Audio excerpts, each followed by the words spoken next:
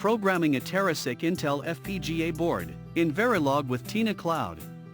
In our other videos, we have shown how you can create a digital circuit and download to an FPGA board by using TINACloud's schematic editor.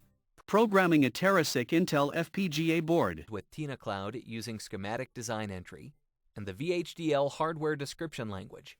Programming a Terasic Intel FPGA board In VHDL with TINACloud. Now, in this video tutorial, our circuit, a full adder, will be based on the Verilog hardware description language. The textual description of the hardware greatly enhances portability and reusability. By using hardware description languages describing the fundamental operations, structures, and connections, virtually any logical circuit can be defined. At the end of the video, we will use Intel Quartus Prime Lite and a Terasic DE10-Lite Intel FPGA board to demonstrate the configuration of the FPGA.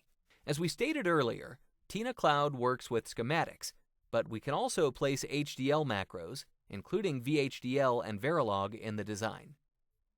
To learn more about the HDL or Verilog macro creation and its role in the simulation, watch our video, Creating Macros from Verilog, Hardware Description Languages in TINACloud Part 2.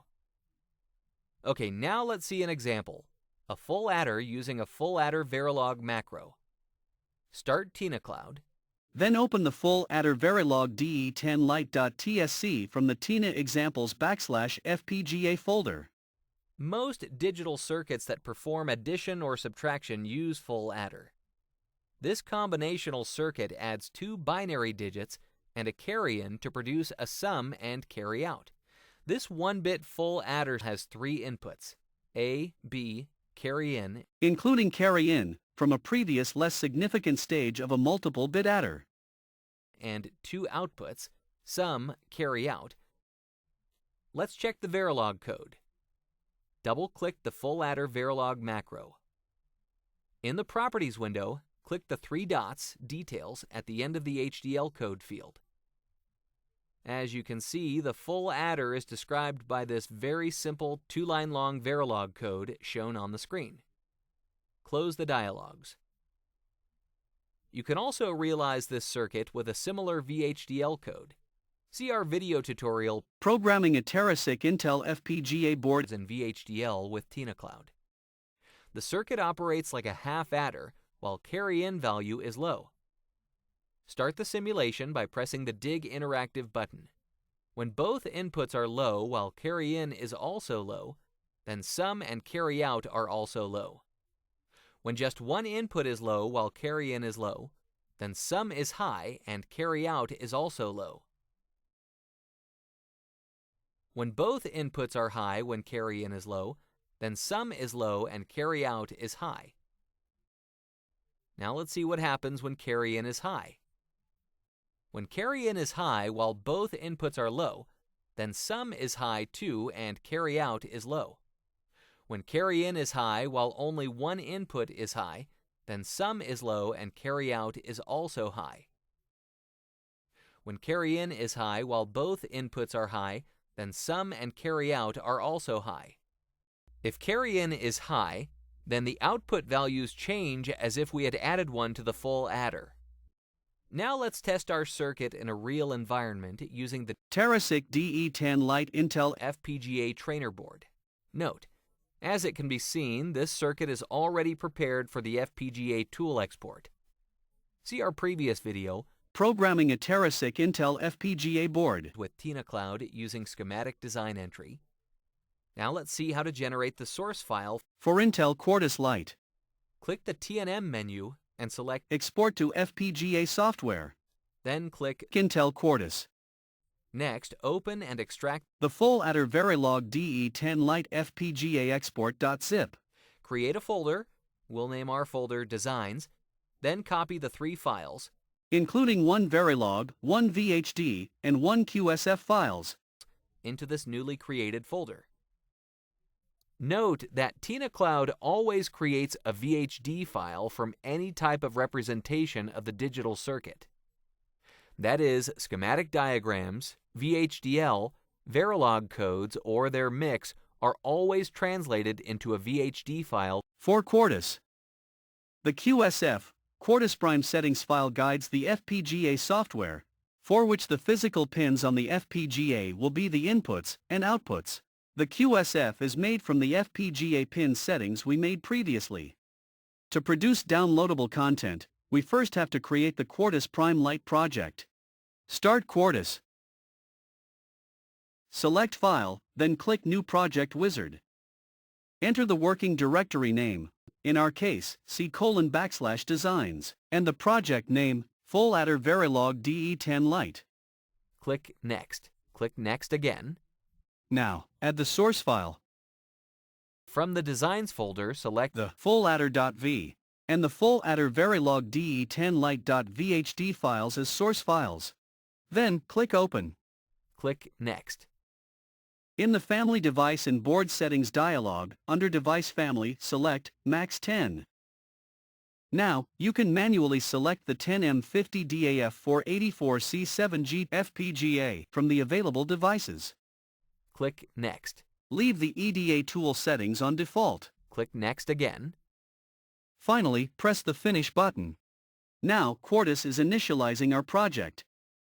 We can check the fulladder.v Verilog file.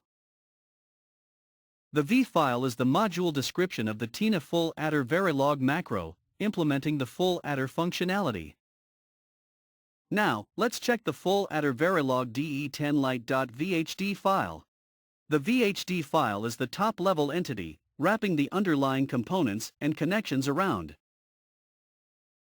Copy the entity name, and set it as the top-level entity, under the Assignments menu point. Click Assignments and select Settings. Paste the entity name into the top-level entity field in the dialog. Click OK. Let's add the QSF file as well. Click Assignments. And select Import Assignments. From the Designs folder, select the Full Adder Verilog DE10-Lite.qsf file. Then, click Open. The content of the QSF file will tell the software which FPGA pins are to be used for the logic inputs and outputs. Click OK.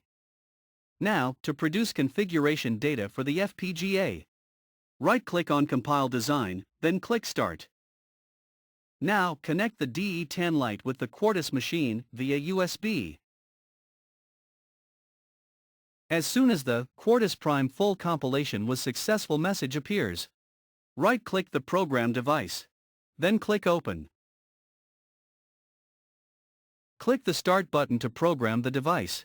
You will see the progress bar at 100% successful message.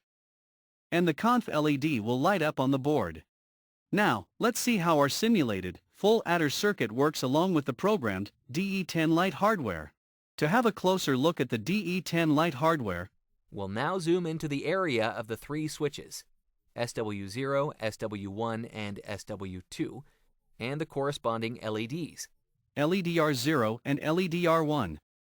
We'll change the virtual switches in TINACloud by clicking them on the screen.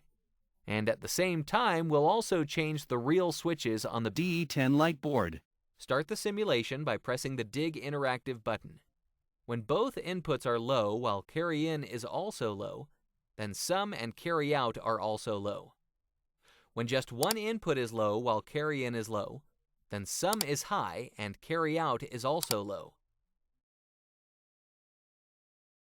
When both inputs are high when carry in is low, then sum is low and carry out is high. Now let's see what happens when carry in is high. When carry in is high while both inputs are low, then sum is high too and carry out is low. When carry in is high while only one input is high, then sum is low and carry out is also high. When carry in is high while both inputs are high, then sum and carry out are also high. As you can see, in all cases, the results are exactly the same.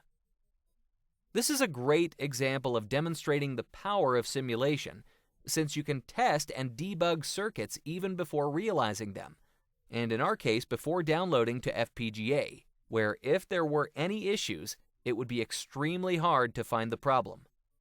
This concludes our video tutorial of programming an FPGA development board using Verilog macros with TINACloud's built-in digital components. Check out another video, Programming a Terasic Intel FPGA board in VHDL with TINACloud, where we use a VHDL component in FPGA design. For more information, visit our website, www.tinacloud.com. Visit our YouTube channel, www.youtube.com/user/Tina Design Suite.